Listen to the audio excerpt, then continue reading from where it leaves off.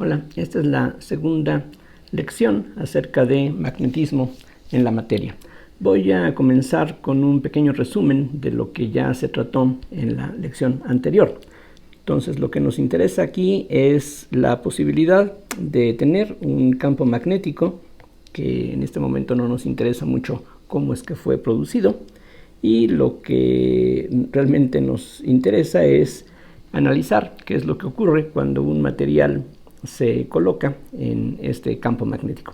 Entonces, como ya se mencionó en la lección anterior, lo que ocurre de alguna forma es que dentro del material aparece una enorme cantidad de dipolos que podemos tratar como microscópicos o prácticamente puntuales.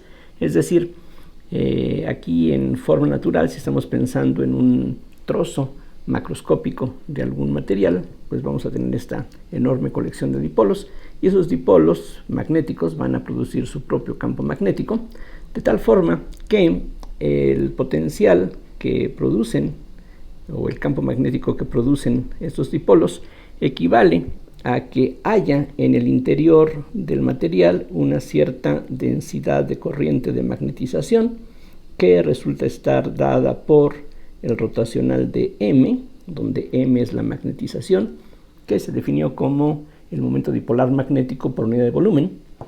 Y en la superficie de este cuerpo vamos a tener una cierta corriente de magnetización superficial que resulta estar dada como el producto de M cruz N, donde esta N, como es costumbre, es la normal unitaria hacia afuera de la región. Entonces, el efecto de esos dipolos equivale a la presencia de esas corrientes equivalentes a la magnetización misma.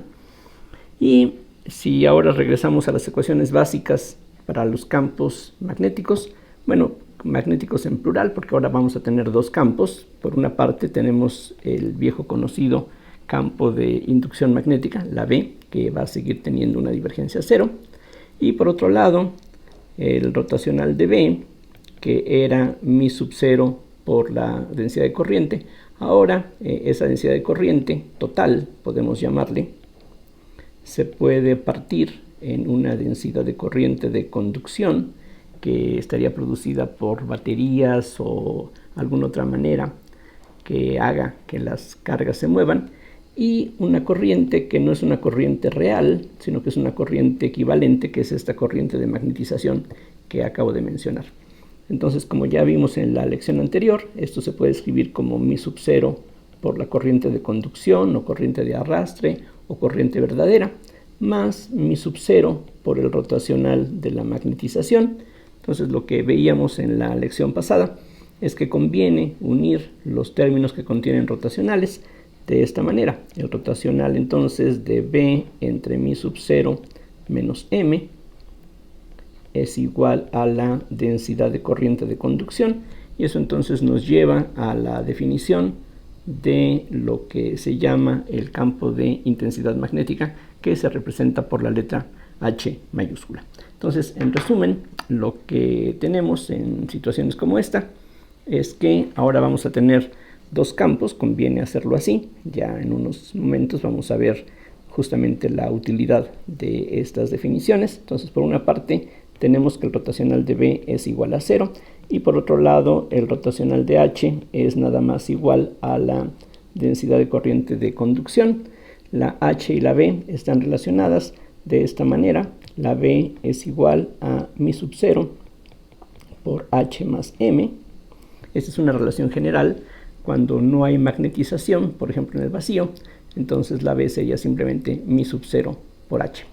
Esto a su vez se puede escribir de otra manera en ciertos casos, mientras que las expresiones que aparecen aquí encerradas en este marco color amarillo, estas relaciones serían válidas en forma absolutamente general. La situación que se presenta frecuentemente, no necesariamente en forma general, pero afortunadamente en muchos casos así ocurre, la M, la magnetización, es directamente proporcional a la H, y en este caso, como ya vimos en la sesión pasada, esto se puede escribir como mi sub 0 por H más la susceptibilidad magnética del material por la H misma, de tal forma que esto se escribe entonces como mi sub 0 por 1 más G sub m por H, y esta combinación se define como la permeabilidad del material. Tanto la permeabilidad del material, esta mi, como la susceptibilidad magnética dependen del material, y como ya se indicaba en la lección anterior, esta susceptibilidad puede ser una cantidad positiva o negativa. Si es positiva, decimos que el material es paramagnético. Si es negativa, decimos que el material en cuestión es diamagnético. Entonces, esas son las relaciones básicas, decía. Lo que está dentro del marco amarillo son relaciones válidas en forma absolutamente general, mientras que lo que está aquí en la parte de la derecha, esta última relación en particular, se aplica a lo que llamamos medios lineales. Ahora, en el caso de esta ecuación, en donde aparece un rotacional, tenemos también una versión integral. Esta ecuación, donde tenemos el rotacional de H, viene a generalizar o a sustituir lo que conocíamos como la ley de Ampère, y de esta ecuación podemos tener, como dije, una versión integral. Entonces, lo que hacemos es, al igual que en el caso elemental, utilizar el teorema de Stokes, es decir, nos fijamos en alguna curva en el espacio, por allí van a pasar los campos H y B, y si nos fijamos en la integral de línea, la integral cerrada sobre C de H.dl, que es lo que se llama la circulación de H, lo que nos dice el teorema de Stokes es que esto es igual a la integral de superficie del rotacional de H.dA, donde esta S es simplemente cualquier superficie, recordemos, que tenga como marco, como borde, a la curva C. Y hay una infinidad de superficies que tienen esa propiedad, cualquiera de ellas es igualmente aceptable. Pero como el rotacional de H es la densidad de corriente de conducción, entonces esto se puede escribir como la J de conducción punto de A. Y por la definición de la densidad de corriente, esta última integral va a ser precisamente la corriente, ya no densidad de corriente, sino corriente misma, que estaría cruzando a través de esta superficie. Entonces por aquí puede estar pasando a través de esta superficie color verde, puede estar pasando una cierta corriente de arrastre o de conducción, y eso es precisamente lo que estamos aquí llamando esta I mayúscula. Entonces aquí conviene poner dos etiquetas. Aquí estaríamos hablando de la corriente de conducción abrazada por la curva. Entonces esta sería la versión integral de la ley de Ampère para medios magnetizables. Y esto, pues como ocurre con la ley de Gauss y con la forma elemental de la ley de Ampère, aunque son relaciones válidas en general, son útiles cuando estamos hablando de configuraciones con una alta simetría. Vamos a ver ahora, utilizando las ecuaciones que están dentro del marco amarillo, cuáles son las condiciones de frontera que tienen que satisfacer los campos B y H, y después de eso vamos a ver un par de ejemplos en donde se aplican estas condiciones.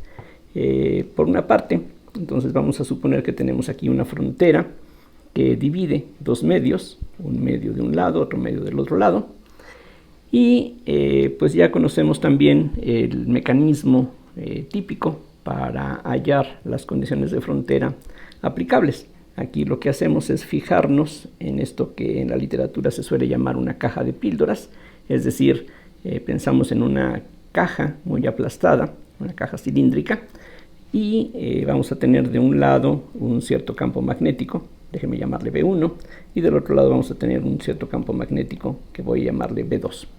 Entonces lo que tenemos de la ecuación que nos dice que la divergencia de B vale 0, ahora aplicando el teorema de Gauss, tenemos lo siguiente, que 0 es igual a la integral de la divergencia de B diferencial de volumen. Aquí este volumen sería precisamente el volumen encerrado por la caja de píldoras, y de acuerdo con el teorema de la divergencia, o teorema de Gauss, esta integral se puede poner como la integral de B.n de A sobre la superficie cerrada que justamente encierra esta región entre las dos tapas y esta superficie lateral. Aquí la idea es que la superficie lateral se supone que es algo extremadamente pequeño, es decir, lo único que interesa es que estas dos tapas se encuentren una a cada lado de la frontera entre estos dos medios. Así es de que el flujo, aquí estamos hablando de un flujo, el flujo de B a través de las superficies laterales vamos a despreciarlo, es decir, aquí estaríamos pensando que en el límite vamos a hacer que las dos tapas se aproximen cada vez más y más, permaneciendo cada una de ellas a cada lado de la frontera. Esta n, como de costumbre, es la normal hacia afuera, entonces de un lado va a estar apuntando de esta manera y del otro lado va a estar apuntando en dirección contraria, y precisamente como esta caja es sumamente delgada, pues prácticamente los vectores n y n de un lado y del otro van a ser uno en negativo del otro. Esto entonces quiere decir que lo que vamos a obtener aquí al final, si le llamamos A al área de estas tapas y suponemos que esa área también es pequeña, entonces podemos aproximar la integral por el integrando. Es decir, recuerden que la integral es una suma. Aquí lo que tenemos en esta expresión es una suma de los flujos de B a través de todos los puntos de la superficie. Sí, pero si esa superficie ya de por sí es pequeña, entonces no necesitamos hacer la suma y lo que vamos a tener va a ser simplemente el producto de la B con los vectores normales a las superficies, pero un vector normal es el negativo del otro, así es de que lo que vamos a tener finalmente sería una cosa así, B2.n. Aquí lo que va a ser conveniente es distinguir estos dos vectores normales. Utilicé el mismo nombre, pero es bueno pues distinguir uno del otro. Entonces de un lado vamos a tener B2n2 por el área que se supone que es algo pequeño, más B1 por N1 por el área nuevamente. Insisto, aquí lo que estamos haciendo es aproximar la integral de esta forma, o esto se puede ver no como una aproximación, de hecho el resultado es exacto si empleamos lo que se conoce como el teorema del valor medio para una integral. Cualquier integral se puede expresar así, en donde esta B2 que aparece aquí y esta B1 que aparece aquí es el valor del campo magnético en algún punto de cada una de estas superficies. No sabemos en qué punto exactamente, eso es lo que ocurre pues con los teoremas de valor medio, pero en el límite cuando el área tiende a cero, pues ese punto pues tiene que coincidir con el único punto que va a quedar atrapado a medida que vamos reduciendo el área. Como ya se dijo, una normal es la negativa de la otra, así es de que esto se puede escribir como el producto del área por la B2, digamos, punto N2 menos B1 punto N2, es decir, todo lo pongo en términos de una misma normal. Y la forma de expresar este resultado, vean, todo esto está igualado a 0 por el lado izquierdo y esta A no es 0 en un principio. Vamos a hacer el límite, pero no queremos darle directamente el valor de 0. Así es de que a lo que llegamos es que la componente normal de B de un lado y del otro tiene que ser la misma. Entonces, en pocas palabras, el resultado es que la condición de frontera que tiene que satisfacer la B es que la componente normal a la superficie que divide los dos medios tiene que ser continua. Entonces, una forma de decirlo es que B sub n es continua, donde el subíndice n se está refiriendo a la componente normal a la superficie que divide los dos medios.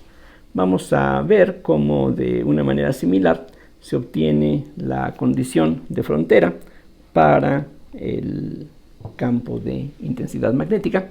De nuevo nos fijamos en la frontera entre dos medios, 1 y 2. Pero ahora nos fijamos en una curva cerrada que tenga estas características.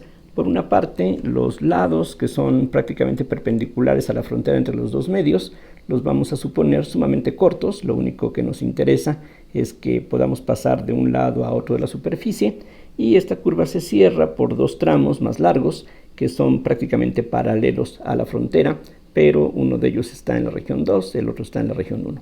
Entonces, lo que sigue de hecho es un caso particular de lo que hicimos aquí previamente. De hecho, tenemos aquí a la vista las ecuaciones que se aplicaron con anterioridad. Entonces, ahora si nos fijamos en la integral de línea sobre esta curva cerrada C de h.dl, nuevamente esto sería la integral sobre S del rotacional de h.dA, donde esta S es cualquier superficie que tenga como borde a esta curva C. Y de nuevo hay una infinidad de superficies que harían eso, pero cualquiera de ellas es igualmente bueno.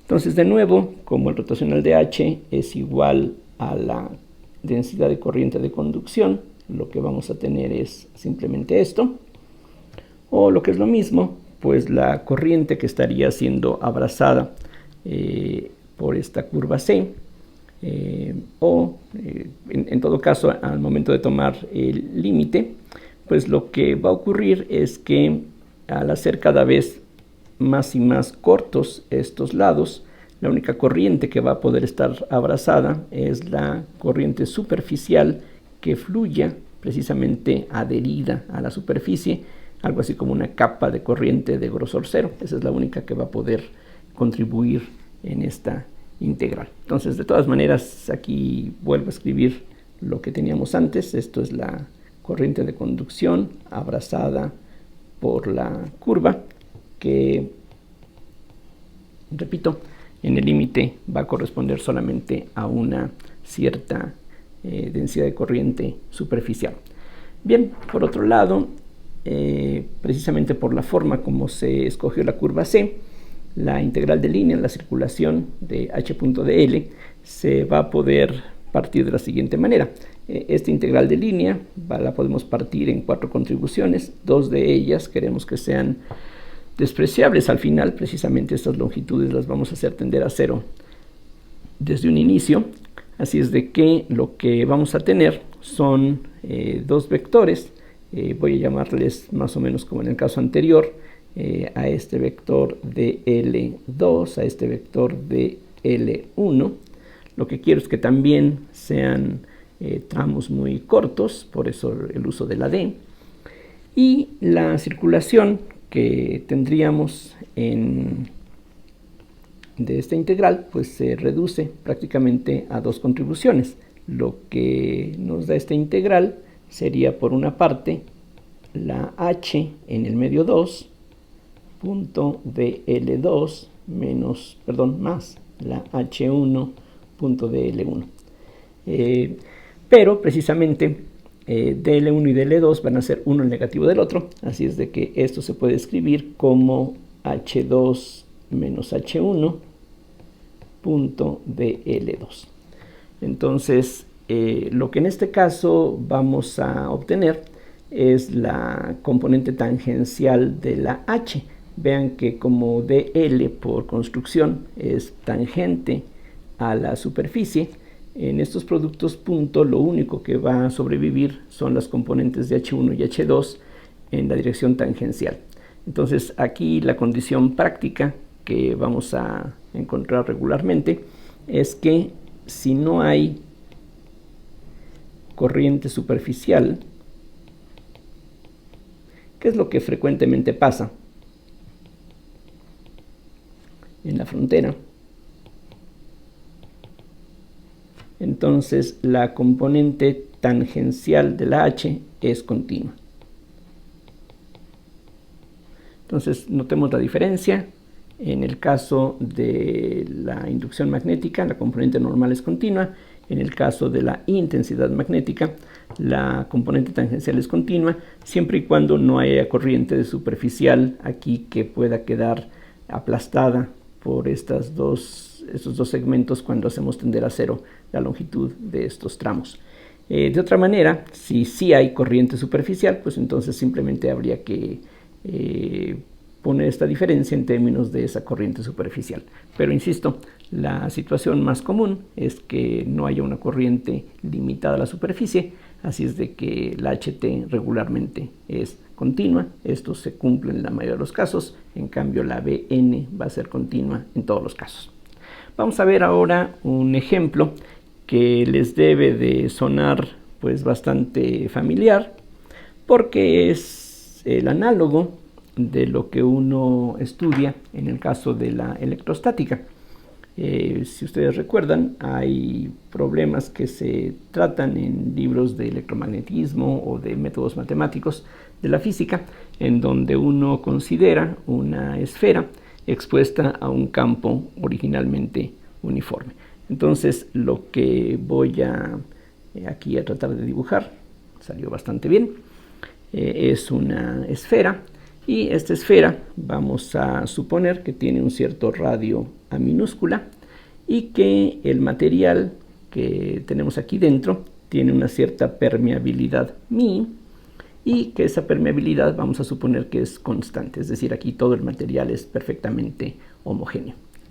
Además, se va a suponer que hay originalmente un cierto campo magnético de intensidad B0 que precisamente va a verse alterado por la presencia de esta esfera que se va a magnetizar. Entonces, lo que vamos a determinar es justamente cuál es el resultado, cómo se magnetiza esta esfera y cuáles serían los campos que finalmente vamos a tener.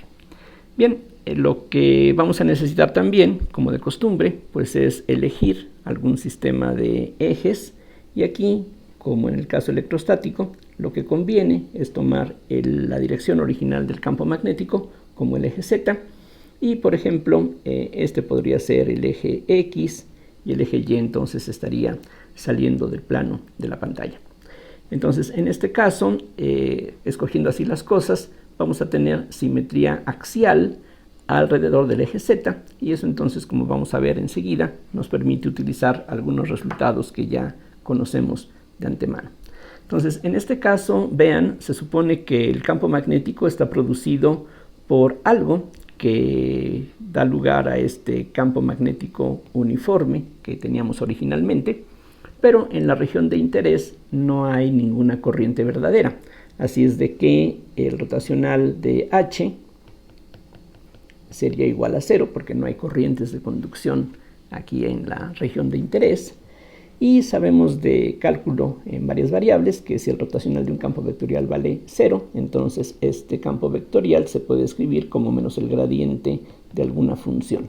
Aquí el signo menos es totalmente opcional, es algo que nosotros escogemos simplemente para que se parezca a lo que teníamos en la electrostática. Recuerden que en la electrostática el campo eléctrico es menos el gradiente del potencial electrostático. Aquí está phi asterisco, pues sería simplemente un análogo, pero no tiene el significado físico que el potencial electrostático en cambio sí tiene. Bien, entonces esto es lo que tendríamos por una parte, y por otro lado lo que vamos a tener es que dentro de la esfera la B interior va a ser igual a mi por la H interior. Precisamente esta mi es la permeabilidad del material del que está hecho esta esfera, mientras que el campo en la parte exterior de la esfera va a ser igual a mi sub 0 por la H exterior. Es decir, aquí va a ser necesario tratar de una manera separada en un inicio lo que ocurre dentro y fuera de la esfera, y por eso necesitamos distinguir una H interior, una H exterior, una phi interior, etc. Entonces vamos a ver exactamente cómo funciona todo esto. Recordemos que la divergencia de B es igual a 0, pero tanto adentro como afuera el campo B es proporcional al campo H. Entonces lo que vamos a tener es que la divergencia de B sería igual a menos la mi por la divergencia del gradiente de phi asterisco. Esta mi que aquí coloqué en la última ecuación sería la permeabilidad del material o la permeabilidad del vacío. Aquí estamos pensando, no lo dije, pero se sobreentiende que afuera de esta esfera tenemos vacío, entonces en ese caso la mi sería la mi sub 0, que es justamente lo que en estas ecuaciones tendríamos.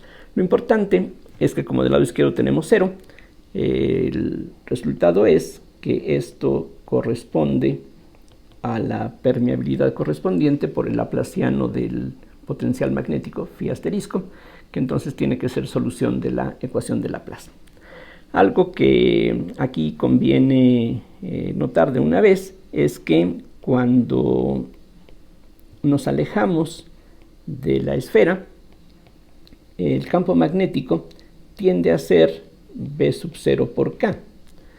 Y un poquito de observación nos permite ver entonces que la phi exterior tiene que tender en ese caso a algo de la forma menos B sub 0 sobre mi sub 0 por Z, para que de esa manera, al tomar el gradiente, nos quede menos B sub 0 sobre mi sub 0 por el vector unitario K, y de esa manera, como la phi lo que nos da, o sea, aquí piensen que esto se va a sustituir en esta expresión, los signos menos se cancelan, y el gradiente de Z nos da el vector unitario K.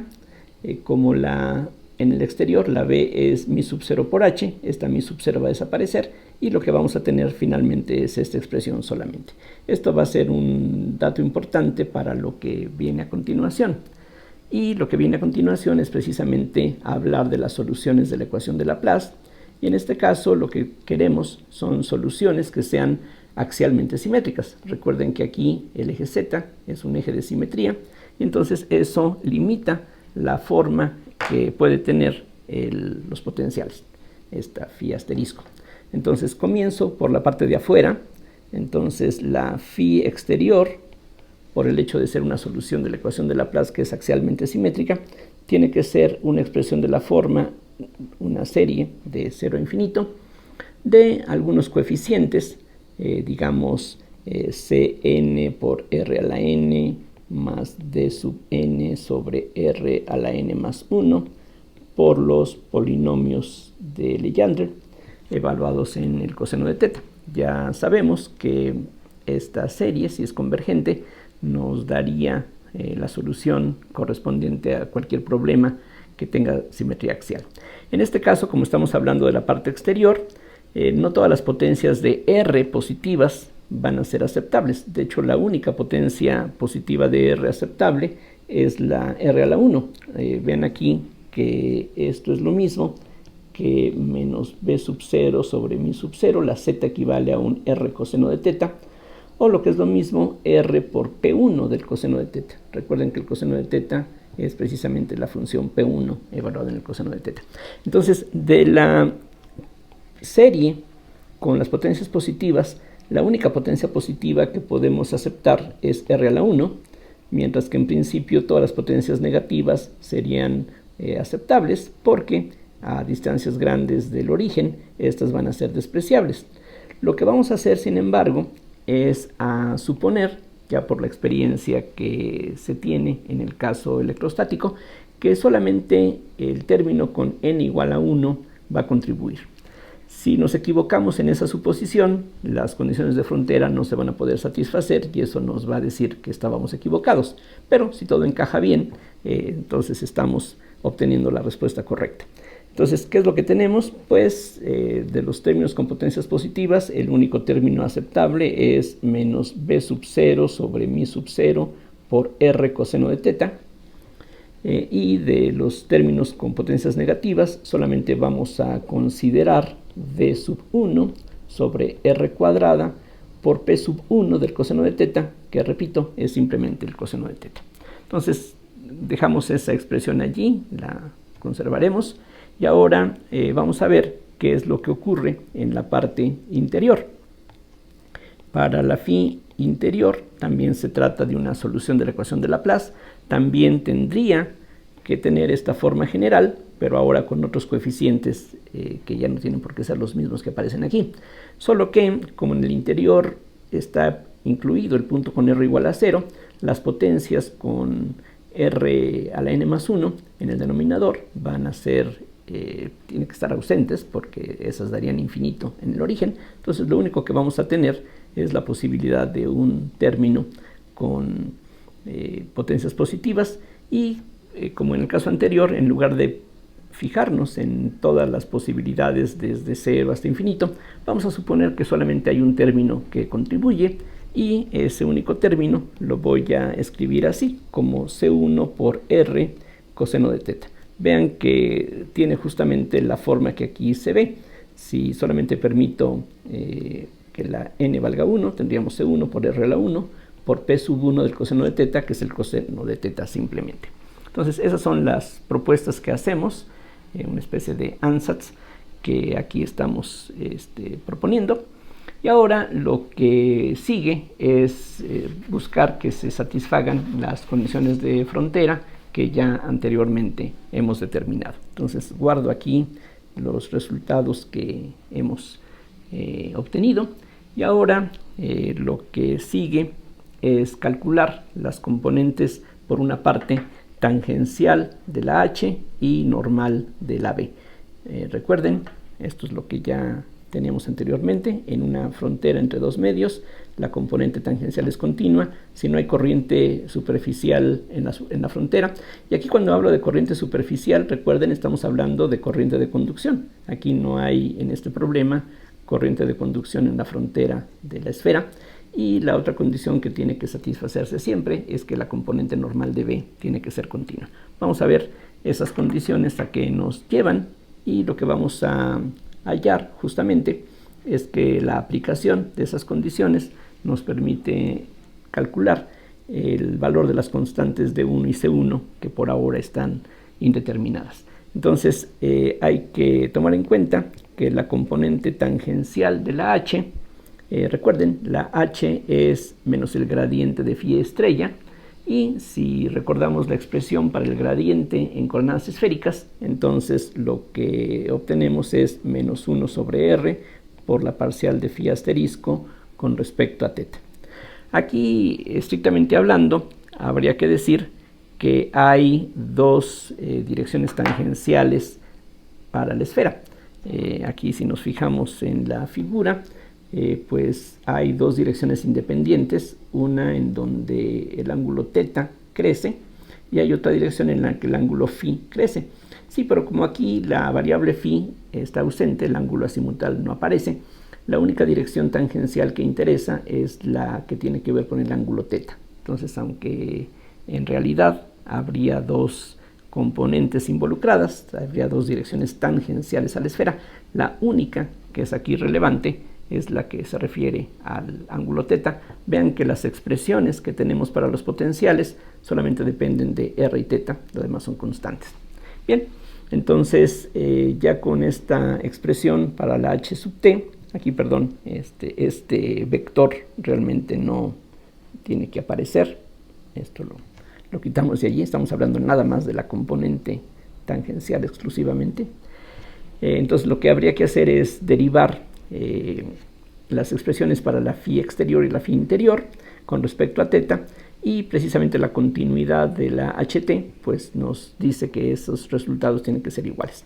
Como vamos a tener un factor menos 1 sobre R que va a ser común en ambos casos, en ambos lados de la frontera, lo podemos eliminar de una vez, así es de que lo único que vamos a tener como condición de frontera es que la parcial de la phi exterior con respecto a teta en la superficie, o sea en R igual a, tiene que ser igual a la parcial de la phi asterisco interior con respecto a teta en R igual a. Esa es la condición pues de frontera. Y pues lo que sigue es un ejercicio muy sencillo de cálculo. Si nos fijamos en las expresiones que están aquí a la vista, del primer caso vamos a tener B sub 0 sobre mi sub 0 por A, porque la R hay que sustituirla por A porque estamos en la frontera, y de la derivada del coseno aparece un seno de teta que cancela el signo menos que teníamos originalmente. En cambio, del segundo término vamos a tener menos d1 sobre a cuadrada por el seno de teta. Eso es, repito, el resultado de calcular esta derivada utilizando esta expresión. Y en forma similar de la expresión que propusimos para la phi interior, lo que tendríamos sería simplemente menos C1 por A por el seno de teta. Lo que podemos ver es que hay una buena cantidad de factores comunes De hecho, este seno se puede eliminar. Es decir, esta relación tiene que satisfacerse para todos los puntos de la superficie. Y eso en particular quiere decir para todos los valores de teta. Y se ve que efectivamente eso ocurre si cancelamos el seno de teta. Entonces lo que queda es una relación entre los coeficientes. Aquí, por ejemplo, lo que puede resultar conveniente es despejar de esta relación el valor de C1. Entonces C1, vean ustedes, sería lo mismo que menos B0 sobre mi sub 0. Una A desaparece. Y tendríamos después más D1 sobre A cúbica. ¿Correcto? Bien, guardamos esa relación y ahora vamos a ver qué sale de la continuidad de la B. Entonces, la B normal tiene que ser igual, recuerden, la B es mi por H. Entonces, la componente normal de B es la permeabilidad por la componente normal de H, donde esta mi es, dependiendo del caso, en la parte de afuera es la del vacío, la mi sub 0. Si estamos dentro de la esfera, es la mi simplemente, que corresponde al material del que está hecho la esfera. Ahora, Hn pues sería menos la parcial de phi asterisco con respecto a r, porque aquí la componente normal es la componente radial. Entonces eso es lo que tendríamos. Entonces la condición de frontera en este caso lo que nos dice es que la mi sub 0 por la parcial de phi asterisco exterior con respecto a r en r igual a, aquí pongo la mi sub 0 porque en el exterior estamos hablando del vacío, entonces ahí va la permeabilidad del vacío, y eso tiene que ser igual a la mi por la parcial de la phi asterisco interior con respecto a r en r igual a. Noten que en ambos casos, tanto en la continuidad de la h tangencial como en la continuidad de la b normal, es importantísimo que tomemos r igual a, porque son condiciones de frontera y estas relaciones solamente serían válidas en la frontera entre los dos medios, en donde la r vale a. Entonces eso es lo que tenemos que hacer. Este signo menos sería común y aquí ya no lo escribí. Bien, ahora lo que sigue de nuevo es calcular derivadas. Tenemos aquí las expresiones que necesitamos. Entonces de esta condición se obtiene que la mi sub 0 por la parcial de la phi exterior con respecto a r, entonces eso nos da menos b sub 0 sobre mi sub 0 por el coseno de teta. Después tendríamos menos 2d1 sobre r cúbica, pero si r es igual a, queda aquí una a cúbica por el coseno de teta nuevamente. Y del lado derecho lo que tenemos es la permeabilidad del material del que está hecho la esfera por la derivada de la phi interior con respecto a r, lo cual nos da C1 por el coseno de teta. Y aquí, aunque quisiéramos sustituir r por a, no hay dónde hacerlo. Entonces esa es la expresión que queda, y al igual que lo que teníamos antes, esta relación tendría que satisfacerse absolutamente en todos los puntos de la superficie, es decir, para todos los valores de teta, y eso entonces nos dice que este factor se puede eliminar, y por lo tanto lo que queda simplemente distribuyendo es que menos b sub 0, aquí en el primer término la mi sub 0 se cancela, menos 2 mi sub 0 por d1 sobre a cúbica, tiene que ser igual a la mi por C1, pero para C1 ya teníamos previamente esta expresión, así es de que esto lo podemos sustituir en este lugar, y lo que se obtiene entonces es mi por menos b sub 0 sobre mi sub 0 más d1 sobre a cúbica. De esa manera la C1 se puede eliminar, y si pasamos, por ejemplo, aquí lo que parece conveniente es, para que nos queden los signos de una manera conveniente, pues por ejemplo podemos reunir del lado izquierdo los términos que contienen a b sub 0 y del lado derecho a los que contienen a d1. Realmente no es muy importante, pero bueno, eso es lo que podemos hacer. Lo que queda entonces es que mi sobre mi sub 0 menos 1 por B0, reuniendo, como dije, los términos que contienen a la B0. Eso sería lo mismo que D1 sobre A cúbica, que va a ser factor común de mi, que sería este término, más 2 mi sub 0, que es el que procede de este término de la izquierda. Quedarían las cosas de esa manera justamente. Y ya de aquí tenemos pues el valor de la D1. Lo que esto nos dice es que D1 sería igual a A cúbica por B0 por mi sobre mi sub 0 menos 1 entre mi más 2 mi sub 0. Esa sería una forma de escribir este resultado. Y una vez que la D1 ha quedado así determinada, podemos también hallar la expresión para C1. C1 ahora es, regresando a la expresión que tenemos aquí arriba, sería lo mismo que menos B sub 0 sobre mi sub 0 más D1 sobre A cúbica, es decir, más B0 por mi sobre mi sub 0 menos 1 entre mi más 2 mi sub 0.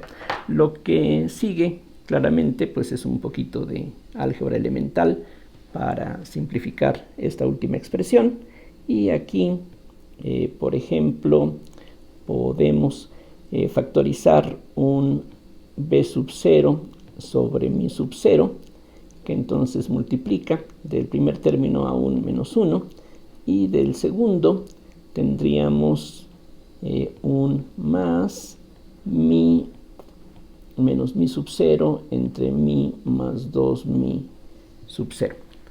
Vean que si en el numerador aquí factorizamos un 1 sobre mi sub 0, justamente esto es lo que vamos a tener. Y entonces todo esto equivale a B sub 0 sobre mi sub 0. Aquí podemos tomar como denominador común a mi más 2 mi sub 0. Aquí arriba vamos a tener menos mi menos 2 mi sub 0 más mi menos mi sub 0. Estos términos de esta mi se cancelan y los otros dos se reúnen. En el numerador tendríamos entonces menos 3 mi sub 0, un mi sub 0 se cancela y lo que queda es entonces un menos 3 B0 sobre mi más 2 mi sub 0, si no me equivoco. Bien, entonces ya con esas expresiones podemos dar finalmente la expresión para los campos dentro y fuera. Una parte interesante es ver qué es lo que ocurre en el interior. Entonces, ya que tenemos esto así establecido, recordemos que la phi interior, a ver, regreso al color negro, la phi interior estaba propuesta, aquí la tenemos como C1, aquí lo pueden ver, la phi interior es C1 por R coseno, o sea, C1 por Z, así de simple es la relación. Entonces, phi 1 es C1 por Z, y la C1 aquí la tenemos, o sea, es menos 3 B0 sobre mi más 2 mi sub 0 por Z, y precisamente la H en el interior es menos el gradiente de phi asterisco interior. El signo menos se va a cancelar y lo que vamos a obtener es 3 B0 sobre mi más 2 mi sub 0 por el vector unitario K. Lo curioso del resultado, aunque quizá no tan sorpresivo, porque algo similar ocurre en el caso electrostático. Si uno tiene una esfera dieléctrica que se coloca en un campo originalmente uniforme, el campo en el interior de la esfera dieléctrica resulta ser uniforme. Aquí tenemos algo similar. Vean que el resultado aquí no depende ni de R ni de θ y obviamente tampoco del ángulo azimutal. Y si la H en el interior es un campo vectorial constante, la magnetización, que era Gm por H, pues también va a ser algo uniforme. Es decir, lo que estaríamos consiguiendo en este caso es que esta esfera que se expuso a este campo magnético va a tener una magnetización que es la misma en todos los puntos del interior de esta región, lo cual es, pues, de todas maneras algo curioso. En el exterior las cosas también son relativamente simples, porque la phi exterior, recordamos, era menos b sub 0 sobre mi sub 0 por la z nuevamente. Aquí regresemos a la expresión que teníamos antes. La phi exterior, recordemos, es menos b sub 0 sobre mi sub 0 por r coseno, que es la coordenada cartesiana z, más este término que podemos convertir a coordenadas cartesianas. De hecho, esto sería z sobre r cúbica. Si recordamos que la z es r coseno de teta, eso se puede también poner en términos de cartesianas fácilmente. Pero lo importante que aquí conviene notar, para no tener que hacer todos los cálculos necesarios, es que el término que sigue es simplemente algo de la forma d sub 1, decía, sobre r cuadrada por el coseno de teta. Y entonces el campo magnético en el exterior pues es la mi sub 0, porque en el exterior es vacío, por la h exterior, o sea, menos mi sub 0 por el gradiente de la phi asterisco exterior. Entonces esto es menos mi sub 0 por el gradiente de menos b sub 0 sobre mi sub 0 por z, más d1 sobre r cuadrada coseno de teta. Y si uno distribuye el gradiente, el primer término, precisamente la menos mi sub 0 se va a cancelar, el gradiente de z es k, entonces lo que vamos a tener es b0k, que es exactamente el campo uniforme que teníamos en un inicio.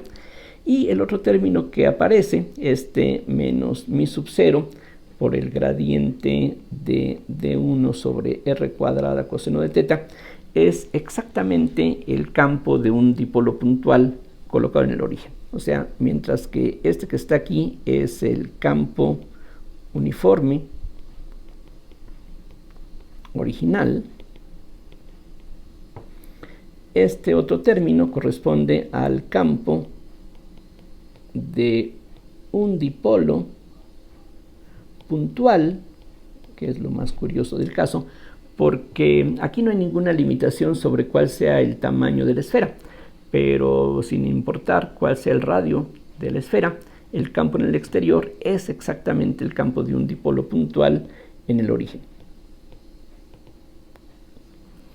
Y ya para terminar, dejo el otro ejemplo para la siguiente lección. Notemos que el momento total de la esfera, m, sería el producto de la magnetización por el volumen, que es 4/3 de pi por a cúbica. Recordemos que la magnetización, por definición, es el momento dipolar por unidad de volumen, pero en este caso la magnetización es uniforme, así es de que el momento total de todos estos dipolos que están formando esta esfera, el momento total sería justamente este producto. Pero si tomamos en cuenta lo que aquí ya se estableció anteriormente, esto sería igual a 4/3 de pi por a cúbica. La magnitud de m es la g m por la magnitud de la h en el interior, cosa que ya determinamos también, así es de que esto es 4pi sobre 3 por a cúbica por la susceptibilidad magnética, y esta magnitud es 3b0 sobre mi más 2 mi sub 0, como ya vimos allá arriba. Hay un factor de 3 que se puede eliminar, no es mucho, y lo que queda pues se puede expresar de varias formas equivalentes. Esto, por ejemplo, se puede escribir como 4pi por a cúbica b0 por g sub m entre mi más 2 mi sub 0. Si recordamos ahora que la mi es igual a mi sub 0 por 1 más ji m, entonces resulta que mi sobre mi sub 0 menos 1 es igual a la ji sub m. Por lo tanto, el momento dipolar magnético total de la esfera se puede escribir también así, como 4pi por a cúbica por b0 sobre mi más 2 mi sub 0, y en lugar de la ji m podemos sustituir mi sobre mi sub 0 menos 1, y si comparamos con lo que teníamos anteriormente, lo que uno puede ver con facilidad es que esto es precisamente 4pi por d1.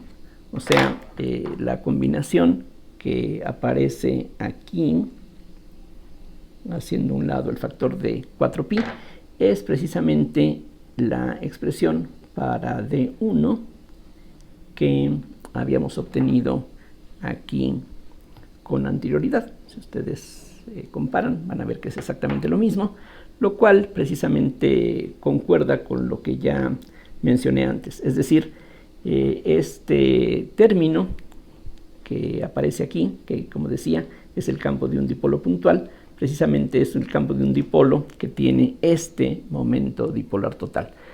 Así como cuando tenemos una esfera cargada uniformemente, el efecto exterior es como si toda la carga estuviera concentrada en el centro. En este caso, que tenemos una esfera magnetizada uniformemente, el efecto exterior es como si todos los momentos dipolares se concentraran en el centro y producen justamente el campo equivalente. Para no hacer más larga esta lección, dejaré el otro ejemplo que quería discutir para la siguiente, pero bueno, espero que todo esto resulte entendible, o en todo caso, espero sus observaciones, comentarios y dudas como en otras ocasiones. Bueno, gracias por su atención y hasta luego.